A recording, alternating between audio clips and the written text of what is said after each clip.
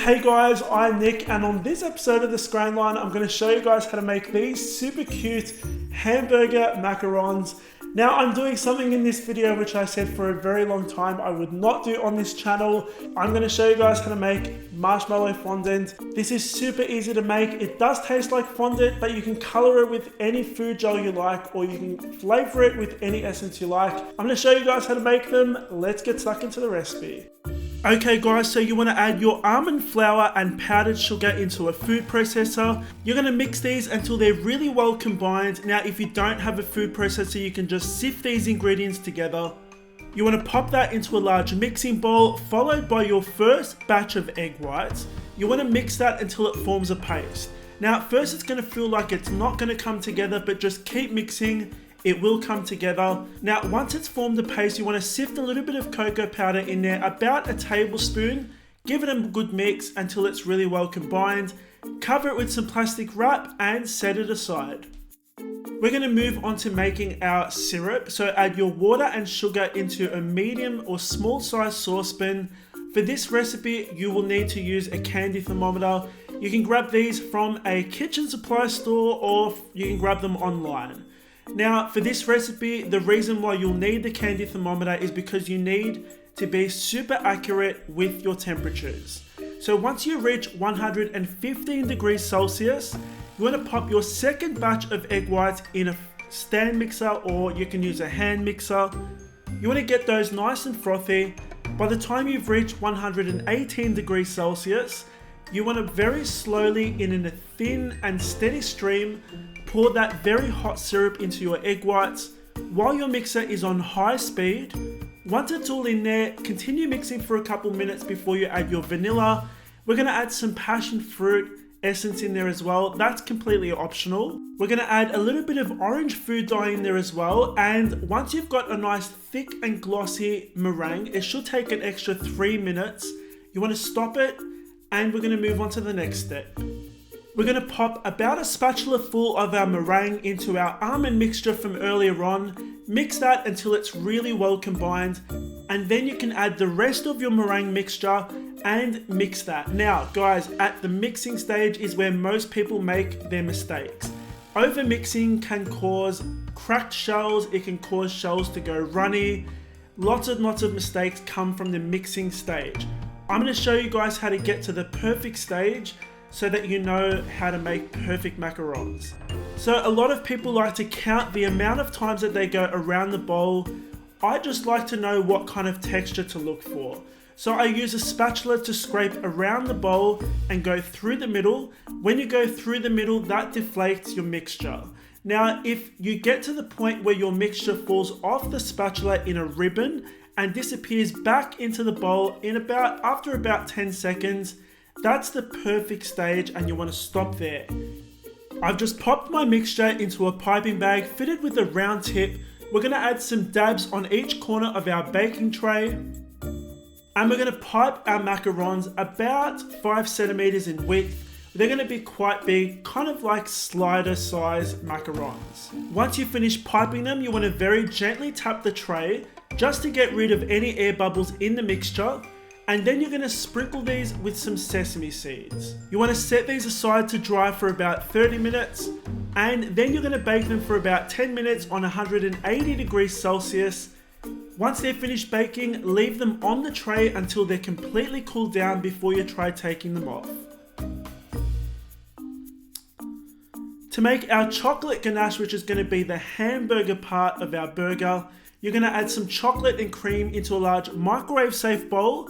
Microwave this for about 20 seconds at a time, mixing each time until it's nice and smooth. Now you're going to set this aside at room temperature to cool down. Once you can get it to a nice piping consistency, and I like to mix it every 10 minutes, it will take about 40 minutes to actually set. It could take a little bit longer depending on if your environment is warm or if it's cool. We're going to pipe our chocolate about 4 centimeters in width, about the same height as your macarons. Now you want to set these aside in the fridge to chill and set. Now guys, next I'm going to show you how to make marshmallow fondant. It's super easy. You just add marshmallows to a large microwave safe bowl along with a little splash of water. We're gonna microwave this for about 30 seconds until everything is completely melted. Give it a good mix. You're gonna add that into a large stand mixer. For this, you will need a stand mixer. You can do it by hand, but it just takes a little bit longer. You're gonna add half of your icing sugar. I accidentally added all of the icing sugar. Now, once it's come together, and it will be quite crumbly, you want to grease your hands and your surface area, so your bench top or chopping board, with a little bit of butter or shortening. And that's just going to make sure that nothing sticks to your bench or to your hands and becomes a big horrible mess. Once you've kneaded it and it's all come together, set it aside in the fridge or at room temperature for a couple hours. You want to make sure it's in a Ziploc bag or wrapped in plastic really well. Once it's come out and rested for a couple hours, preferably overnight, you want to re-knead it. It will be quite stiff. Re-knead it until it's nice and soft, back to how it was before. Now we're going to color our fondant red, green and yellow. The red is going to be the tomato slices. So you want to make sure that your surface area is coated well with some icing sugar or corn flour, not regular flour. We're going to roll it out to about a couple millimeters thick. I'm using the end of a piping tip to cut out my round circles, which will be my tomato.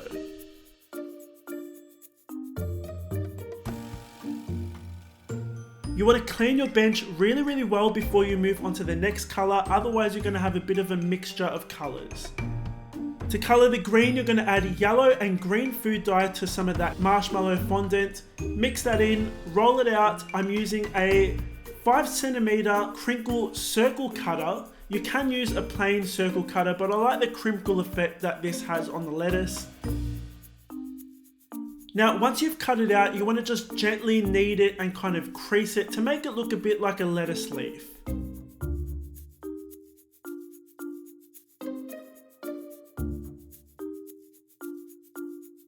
To color the cheese, you're going to add yellow and just a little bit of orange. Same deal, guys, you're going to roll that out. I'm just cutting it in squares, about 5 by 5 centimeters. And we're ready to put all of this together. So I'm just going to add a little dab of ganache on my macaron. Place your lettuce leaf on there, followed by more ganache, your 2 tomatoes, a little dab of chocolate ganache behind those, your chocolate hamburger, followed by your cheese. Now this is completely optional, but I'm using a kitchen torch to melt the cheese and give it a bit of a toasty effect, like it's been left under the grill. Add an extra dab of ganache on top of that, followed by your other macaron half, and guys, that's pretty much it. Okay guys, so those were my hamburger macarons. I hope you enjoyed watching this video. I had so much fun making these, and these look super cool, right? If you want to make them, you'll find the recipe on my website, scranline.com. Link is in the description box as always. If you enjoyed this video, hit the like button and subscribe. I'll see you guys on the next episode of the Scran Line.